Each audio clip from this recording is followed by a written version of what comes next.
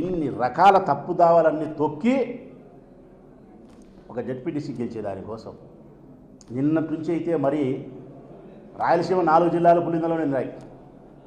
కడప, కర్నూలు, చిత్తూరు తప్ప. చిత్తూరు రాలేదు, మళ్ళీ అబద్ధాలు చెప్పాను.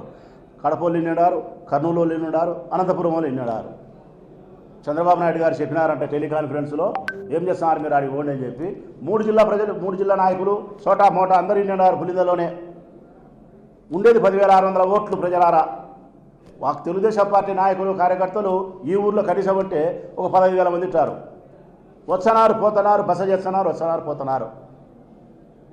మా జీపులు పొద్దుటూరు నుంచి ఇక్కడికి రావాలంటే 3 జీపులు రావాలంటే నా వెనకమ్మడి కాన్వాయ్ రాకూడదు, ఒకటే రావాలా, 3 జీపులు కూడా రాకూడదు. వాళ్ళు ఎంతమంది వస్తున్నారో, ఎంతమంది పోతున్నారో, 10,600 ఓట్లకు 10,600 మంది కంటే ఎక్కువ కార్యకర్తలు, తెలుగుదేశం పార్టీ నాయకులు ఇతర జిల్లాల నుంచి ప్రయాణం చేస్తున్నారు. ఇంకా పోలీసు వాళ్ళు మరి 1000 మంది ఉంటారో 2,000 మంది ఉంటారో, రేపు 1000 మంది, 2,000 మందో, 600 మందో ఎంతమంది పోలీసులు ఉన్నారో నాకు తెలియదు, కానీ కనీసం ఒక 1000 మంది అని ఉంటారు. 1000 మంది పోలీసు వాళ్ళు ఉండి మనం ఎవరైనా ప్రజలు కానీ, ఆ మండలానికి సంబంధించిన ప్రజలు కానీ, మేము కానీ, అబ్బా 1000 మంది పోలీసులు ఉన్నారు, 16 మంది సిఐలు ఉన్నారు, 32 మంది ఎస్ఐలు ఉన్నారు, 9 మంది డిఎస్పీలు ఉన్నారు, ఏఎస్పీ ఉన్నాడు. నీకు ఇబ్బంది లేదు రబ్బా, సించి ఆరేసారి మనకు రక్షణ ఉంటుందని మనం అనుకుంటే పప్పులో కాలేసిన వాళ్ళే ప్రజలారా.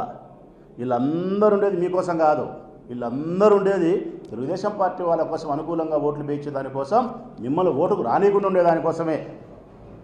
స్పష్టంగా చెప్పినారు కదా డిఐజీ గారు, కోనా ప్రవీణ్ గారు స్పష్టంగా చెప్పినారు. అధికార పార్టీకి అనుకూలంగా పనిచేస్తాం, సహజమే కదా, అది ఇట్స్ కామన్ అంటున్నాడు ఆయన. ఏం మాట్లాడతాం, ఏం మాట్లాడలేముగా.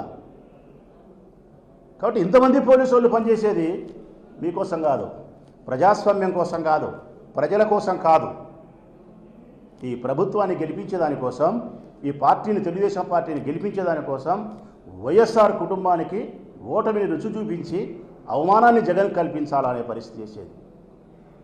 కానీ మీకు ఇంత జరిగిన తర్వాత కూడా ఒక్క మాట అయితే తెలుగుదేశం పార్టీకి చెప్పగలుగుతా, మీరు ఎన్ని చేసినా, ఎన్ని బాధలు పెట్టినా, ఎన్ని కష్టాలు పెట్టినా, జగన్మోహన్ రెడ్డి గారి మనసులను కొట్టినా, తలకాయలు మొగలగొట్టినా, బాధ పెట్టినా, ఎన్నికల్లో మీరు రిగ్గింగ్ చేసినా, గెలిచే పరిస్థితి చేసినా, ఓటమి చూపించినా, ఏమి చేసినా కూడా జగన్మోహన్ రెడ్డి గుండెకు ఆవగింజంత కూడా మీరు భయాన్ని కానీ, అవమానాన్ని కానీ చూపించలేరు.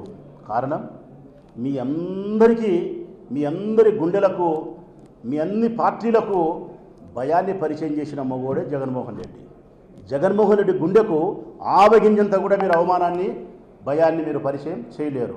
కానీ ఒకటి మాత్రం సత్యం, 19 నుంచి 24 వరకు జగన్మోహన్ రెడ్డి ఏ విధంగా ఉన్నాడు, మీరు చేసే ఈ కార్యక్రమాల వలన, మీరు చేసే ఈ దుశ్చర్యల వలన 24 నుంచి 29 వరకు, 24 నుంచి 29 వరకు మీరు ఏం చేస్తారో చేయండి. 29 నుంచి 34 వరకు ఆ జగన్మోహన్ రెడ్డి ఈ జగన్మోహన్ రెడ్డి కాదు, ఇంకొక జగన్మోహన్ రెడ్డి తయారవుతాడు.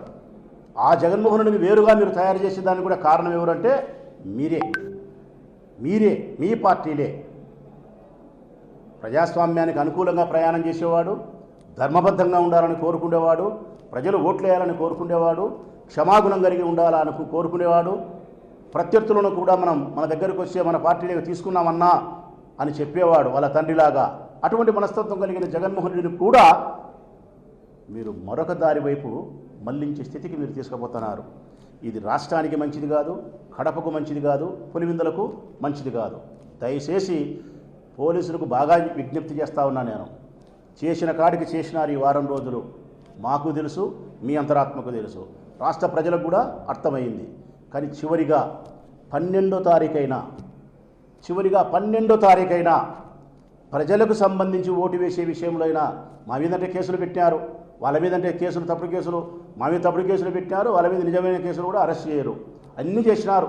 పోనీలే, 12వ తారీఖైనా ప్రజలు ఓటేయాల్సిన పరిస్థితి ఆసన్నమైనప్పుడు మీరు ప్రజాస్వామ్యానికి అనుకూలంగా ప్రజల చేత ఓటు వేయించే కార్యక్రమంలో ఒక్కటన్నా, ఆ ఒక్క కార్యక్రమంలోన్నా మీ తలపైన ఉన్న 3 సింహాలు కానీ, మీ ఒంటి మీద ఉండే కాకి బట్టలు కానీ, మీ బట్టల వెనుక, మీ చర్మపు పొరల వెనుక ఉండే మీ అంతరాత్మ సాక్షిగానే సరే ప్రజల కోసం పనిచేయండి, ప్రజాస్వామ్యం కోసం పనిచేయండి. మమ్మల్ని ఇంత బాధ పెట్టినా కూడా, ఇన్ని గాయాలైనా కూడా మా శరీరానికి మా మనసుకు మీ పట్ల మేము కోపాన్ని పెట్టుకోము. ప్రజల చేత మీరు ఓటు వేయించగలిగితే అప్పుడైనా మిమ్మల్ని నేను అభినందించగలుగుతా. ఆ ఒక్కటి కూడా మీరు చేయలేకపోతే మాత్రం ప్రజాస్వామ్యం మిమ్మల్ని క్షమించదు. పోలీసు అన్నలారా, దయచేసి మీరు మతికి పెట్టుకొని నిజాయితీగా పనిచేయమని చెప్పి అభ్యర్థిస్తూ ఉన్నా. ఇక వైఎస్ఆర్ కాంగ్రెస్ పార్టీ కార్యకర్తలకు, నాయకులకు అందరికీ విజ్ఞప్తి చేస్తూ ఉన్నా.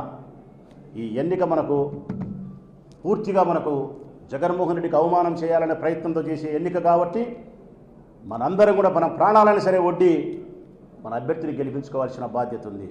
మన కుటుంబ స్త్రీలకు కూడా చెప్తా ఉన్నా, అక్కలకు, చెల్లెలకు, మన ఇంట్లో మన పురుషులు, అన్నగారు కానీ, తమ్ముళ్ళు కానీ, మన కొడుకులు కానీ పోలీసులు తీసుకుపోయి అరెస్ట్ చేస్తే ఇంక మన ఇంట్లో మగోళ్ళు లేరు కదా అని చెప్పి చేతులు ముడుచుకొని ఉండాల్సిన అవసరం లేదు. చెల్లెల్లారా, అక్కలారా, ఎన్నికలు మీరే నిర్వహించాల్సిన పరిస్థితి వస్తే ఘోష ఎగజెక్కండి, మీ చెరుగు నడుముకు ఎగజెక్కండి, ఏజెంట్గా కూర్చోండి, ఓటర్లను పిలుచుకురండి, ఓట్లు వేయించండి. ఇది మన ఊరు, మన పులిందల, మన జగన్మోహన్ రెడ్డి, మన రాజశేఖర రెడ్డి అన్న. మనం గెలిపించుకోవాల్సిన బాధ్యత, మన పౌరుషాన్ని ప్రదర్శించాల్సినటువంటి బాధ్యత ఉంది. ఈ ఒక్క ఎన్నికలో పులివెందుల మండల ప్రజలు నాయకత్వం చూపించి చొరవ, నిబద్ధత చరిత్రలో సువర్ణాక్షరాలతో నిలబడిపోతుందన్న సత్యాన్ని ఈ మండల ప్రజలు పెట్టుకోవాలని చెప్పి నేను విజ్ఞప్తి చేస్తూ ఉన్నా. వైఎస్ఆర్ కాంగ్రెస్ పార్టీ కార్యకర్తలు, నాయకులు అందరూ కూడా చాలా నిబద్ధతగా పనిచేయాల్సిన అవసరం ఉంది. ఈ ఎన్నికలకు సంబంధించి ఒక్క జడ్పీటీసీ వల్ల మనకేదో లాభమో నష్టమో కాదు, సంవత్సర కాలమే మనకు ఉండేది. దీనివల్ల పెద్ద ప్రయోజనం ఉందా లేదని కాదు, వాళ్ళ ఉద్దేశాలు మంచివి కాదు, వాళ్ళ ఆలోచనలు మంచివి కాదు. కేవలం మన నాయకుడికి అవమానం చేయాలనే తలంపుతో చేసే ఆ ప్రయత్నాన్ని మనం భగ్నం చేయాలా. ఈ పులిందుల తాలూకాలో మనకు ఉండే పట్టును మనం నిలబెట్టుకునే దానికోసం ఇంత వ్యతిరేకమైనటువంటి పరిస్థితుల్లో కూడా, పోలీసు ఇంత ఫోర్స్గా పనిచేసిన పరిస్థితుల్లో కూడా, ప్రభుత్వము, పార్టీలు అన్ని వాళ్ళ అనుకూలమై ఏకమై చేసిన ఈ పరిస్థితుల్లో కూడా మన పార్టీ జెండాను గెలిపించుకోగలిగినామంటే ఖచ్చితంగా మనం చరిత్ర గుర్తుపెట్టుకుంటుంది.